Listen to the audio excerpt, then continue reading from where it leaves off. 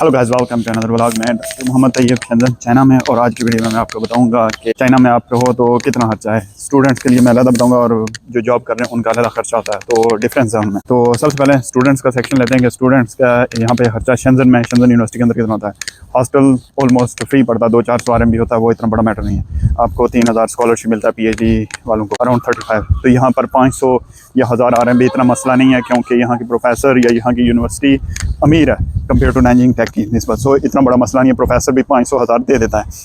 इनके पास फंडिंग है, इंडस्ट्री है, सो पैसा है इनके पास। फंडिंग मिले ना मिले, इनके पास यानी लैब्स जो सपोर्ट की जाती हैं इंडस्ट्री से भी, सो वो भी थोड़ा बड़ा खर्चा देते हैं, तो इनका निज़ाम आसानी से चलता है। सो इसलिए प्रोफेसर इतनी रजिस्टेंस नहीं करते कोई 500-1000 एक्स्ट्रा देने पे पर मंथ स्टूडेंट को। सो खाने पीने का मोस्टली इधर खर्चा है। अगर आप कैंटीन से खाते हैं तो एक टाइम का आपको 20 RMB लगता है स्टूडेंट को ऑलमोस्ट। तो तकरीबन 2 टाइम का खोया कह लो तो 40 RMB लगते हैं मिनिमम। फिर आप सुबह अगर नाश्ता अगर करते हैं तो चाय पानी पी कर तो आपके 50 तक पहुंच जाती है एवरेज। लेकिन अगर आप खाना खुद बनाएं, 2-3 लड़के हैं, तो वो सस्ता पड़ता है। वो तकरीबन एवरेज 10-15-20 RMB उसमें से निकाल लें, यानी 30 RMB में आपका एवरेज पर डे गुजारा हो सकता है। यानी अगर आपको 3000 स्कॉलरशिप मिलता है तो उसमें से आपकी 1000 RMB आपका खर्चा निकल गया खाने का, और 200-300-400 RMB आपका निकल सकता है ये जो दीगर मोबाइल फ़ोन खर्चे और कुछ ड्रेसिंग वगैरह है। 200 आप RMB कर लें एवरेज, तो 1200 RMB आपका निकलेगा खर्चा। तो 3000 में से उम्मीद है कि आपको प्रोफेसर भी, क्योंकि मोस्टली नैंजिंग में या यहाँ पर भी प्रोफेसर जो PhD वाला होता है आदमी, तो उसको 800 RMB देते हैं, मास्टर वाले को 600। तो आपका 3600 में से 1000 गया, 1200-1300, तो आपको 2200-2300 RMB बच जाता है। ये हुआ इसका।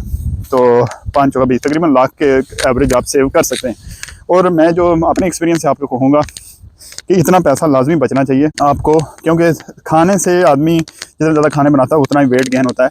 तो इस चीज़ पे कंट्रोल करना चाहिए। आदमी यहाँ पे देख के खाने या इन्वायरमेंट देख के ज़्यादा खर्चा करता है, जिसकी वजह से बाद में परेशान होता है। 2 डिफरेंट वीडियोज़ हैं मेरे चैनल पे। एक है कि फ्री शॉपिंग, वो लिखेंगे मेरे चैनल पे जाके तो आपको वीडियो मिलेगी जहाँ से आपको इंतहाई सस्ता आप ना ये आलू प्याज मटर ये चीज़ें बाय कर सकते हैं, और खुद कुकिंग करें तो बहुत सस्ता, 1000 से भी नीचे एवरेज आ जाती है। तो दूसरी बात यह है, इंटरनेट वगैरह के लिए मैंने डिवाइस बताई थी जो स्टूडेंट आराम से 35 युआन की डिवाइस है, 5 युआन पर मंथ उसका इंटरनेट है, जो तकरीबन 600 GB आपको मिलता है। तो मोर देन इनफ होता है, स्पीड भी अच्छी होती है। ये चीज़ होगी। अब आते हैं, अगर आप स्टूडेंट में भी आप अगर मैरिड हैं तो मैरिड के लिए आपको 1700 का रूम जाके लेना पड़ता है। वो दूसरे कैंपस में है, PhD हो या मास्टर्स हो। तो 1700 तो आपके उधर गए, 1000-1500 रुपया, 200-400 RMB ज़्यादा कर लो। आपकी फैमिली इधर होती है तो खाने का कोई इतना ज़्यादा खर्चा नहीं होता। एक आदमी ज़्यादा होता है, जो आपकी हांडी पकड़ी होती है वो उसी में से दूसरा होता है। तो एवरेज ये नहीं, दूसरे लफ्ज़ में अगर कह लें, पहले आपका 1200-1300 होता था, तो 1600-1700-1800 हो जाए, तो ऑलमोस्ट टाइट हो जाता है कम। लेकिन यह है कि इतना ये नहीं है कि नामुमकिन है कि अब अगर आप शादीशुदा हैं तो आपका यहाँ पे गुजारा होना मुश्किल नहीं है। तो नामुमकिन है, यानी दूसरे लफ्ज़ों में तो मुमकिन है, कोई ऐसा नहीं है। यहाँ पर स्टूडेंट पैसे बचाते हैं, बच भी जाते हैं। तो ये हुआ खर्चा शादीशुदा के लिए। ओबियसली उनका रूम शुम हुआ है वो अच्छा मिलता है उनको, साथ अटैच किचन लंबा सा होता है, 2 बेडरूम। जो यहाँ पे डॉर्मेट्री होती है मोस्टली, किसी दिन वो भी आपको चंदन यूनिवर्सिटी की दिखाएंगे।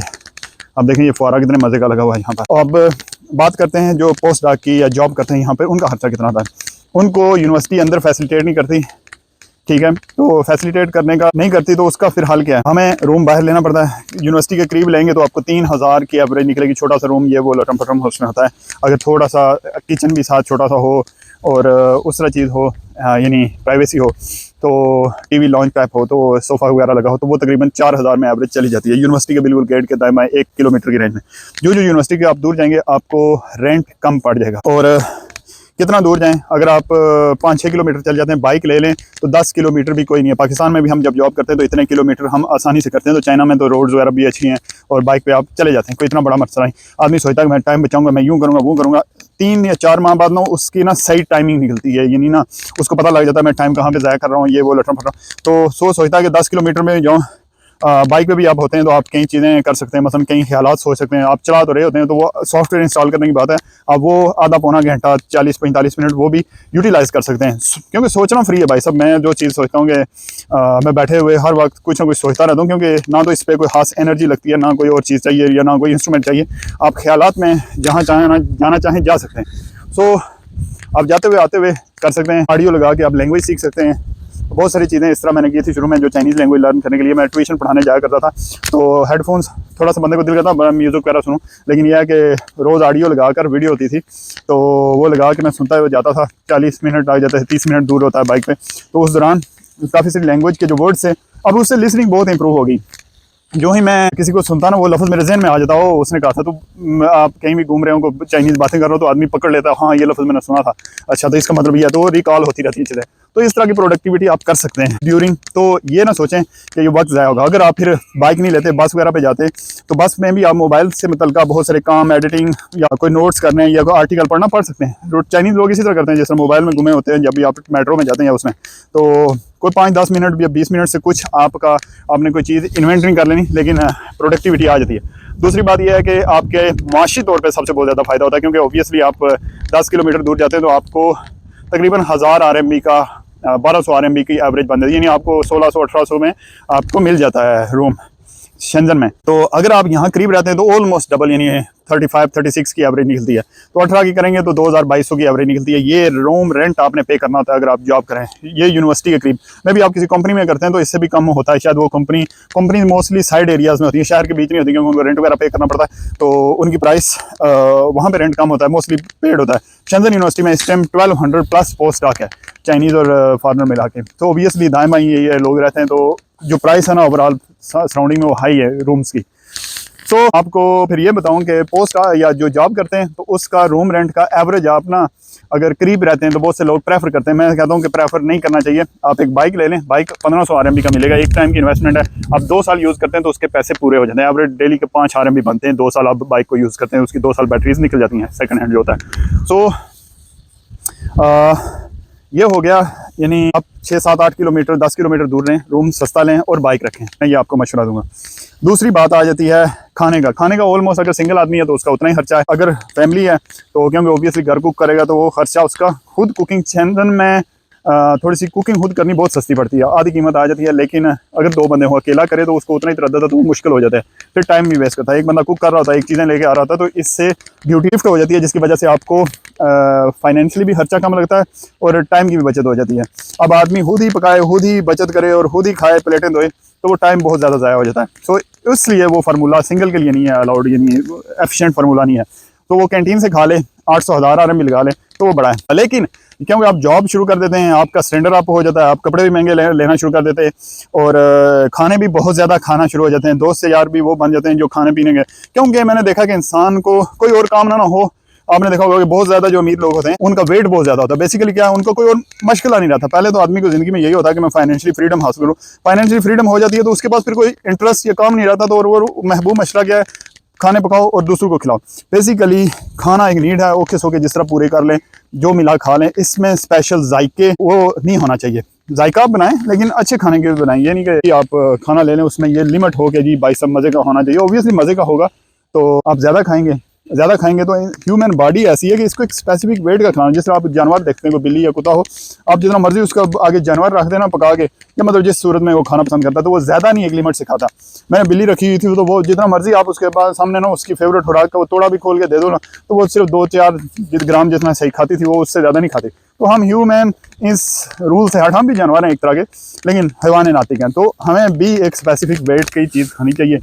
तो इसी वजह से जानवर का कभी पेट नहीं निकलता, इतना फैट नहीं होता वो, क्योंकि वो स्पेसिफिक अमाउंट का खाना खाता है। सो इसलिए अगर आप पोस्ट डार्क भी हैं, इवन बहुत ज़्यादा रिच भी हैं, लेकिन खाना बहुत कम खाएं और इतने जायकेदार खाने ना खाएं, तो इससे आपकी फाइनेंस की भी बचत होगी और अपने जिस्म की भी आपकी बचत होगी। अब आदमी का वेट बढ़ जाता है, जिस तरह मेरा बढ़ा हुआ है, तो फिर आदमी तंग आके ना आखिर यही कंक्लूजन करता है, मैं इंसान बन के ना आइंदा कभी किसी की दावत ना करूँगा ना खाऊँगा। क्योंकि किसी की दावत खाओ तो फिर करनी भी पड़ती है और उसमें वक्त भी ज़ाया होता है और आपका जिस्म भी ज़ाया होता है। मतलब वो बहुत ज़्यादा खुराक देने में होती है। किसी टाइम आपके 2200 RMB भी लग जाते हैं, किसी टाइम आपके 1200-1300 RMB भी गुजार आता है। तो 2000 आप खाने का रख लें पोस्ट डाक में, 2000 रूम का रख लें, तो ये एवरेज कहीं नहीं गई पूरे साल में। तो इसमें कंट्रोल करेंगे आपने, ये एवरेज निकालने का भी तरीका ये, आप जितना पैसा उठाना शुरू कर दें तो ये एवरेज भी नहीं निकलेगी। तो कहीं थोड़े यश होते हैं 3-3 6,000 कर लें आप RMB क्या, मिनिमम 4000 RMB पोस्ट डाक का, मैक्सिमम 6 तक जा सकता है। स्टूडेंट को तो मैं अपना बताता हूँ कि जब मैं नैंजिंग में था तो उस वक्त 30 RMB में 3 टाइम के खाने हो जाते थे कैंटीन से, 10-10 RMB लगते थे। 2018 से 20 से 21 की बात है। लेकिन अब यहाँ पे तकरीबन 130 RMB एक डे के तो आराम से गए ना, सिर्फ खाने के उड़ जाते हैं, पता नहीं लगता इधर गया उधर गया, ये खाया वो खाया। शायद विटामिन की कमी है, आदमी ज़्यादा खाता है, लेकिन असल बात ये नहीं होती। आदमी एक्सरसाइज कम कर जाता है, एक दफ़ा आप अपने पॉइंट से ऊपर हो जाते हैं ना वेट में, फिर बहुत मुश्किल होता है रिवर्स करना। सो बहुत एहतियात, कंजूस बन के ज़िंदगी गुजारें। खाने में कंजूस बनना है, पहनने में भी कंजूसी करें, क्योंकि आप जिस्म के लिहाज से पहले खाते हैं, जिस्म हिल जाता है अपनी जगह से, अपनी शेप जो ओवर कर जाता है, फिर आप उसको कवर करने के लिए अच्छे अच्छे कपड़े पहनते हैं, महंगे कपड़े पहनते हैं, बेसिकली जो हकीकत है। और हम देखते हैं लोग इसी तरह करते हैं, हमारे साथ जो कलीग होते हैं। और जिसके पास सेहत होती है उसको किसी किस्म के कपड़ों की ज़रूरत नहीं होती कोई खास। सो ये बात आप जहन में रखें। तो 4000 से 5-6 हज़ार RMB पोस्ट का खर्चा है। स्टूडेंट का अगर वो सिंगल है तो 1500 RMB है, अगर वो मैरिड है तो तकरीबन 3000 के करीब उसका पहुंच सकता है, यानी मैरिड ओबियसली 2-3 बंदे होंगे। तो ये चीज़ है। तो आई होप मैंने आपको काफ़ी ब्रीफ बताया होगा और साथ मैंने गाइड भी किया है कि करना क्या है और ख़र्चा बचाना कैसे है। ये बहुत इंपॉर्टेंट होती है, स्टूडेंट आके कंट्रोल नहीं करते चीज़ें, तो जिसकी वजह से बाद में पछताते हैं। मुझे और बहुत सारी चीज़ें जो आपको मैं गाइडलाइन करता हूँ कि सस्ती चीज़ें कहाँ से मिल सकती हैं चाइना में, वो भी मैंने वीडियोस बनाई हुई हैं कि ऑनलाइन आप ऑर्डर करो, दूसरे दिन चीज़ आ जाती है, एक दिन ऑर्डर करो सुबह आ जाती है। तो वो चीज़ें आप ऑर्डर कर सकते हैं। और उसके अलावा क्या है कि इंटरनेट या कुछ हद से कम ऑनलाइन बाय करें पिंग 2 से। तो ये चीज़ें जो हैं ये आपको आपके खर्चे कम कर सकते हैं। तो चाइना के बारे में और कुछ जानने के लिए, मज़ीद वीडियो देखने के लिए चैनल को सब्सक्राइब कर लें। और अगर आपने कोई बात पूछनी है तो नीचे कमेंट सेक्शन में कमेंट कर दें। मिलते हैं नेक्स्ट वीडियो में।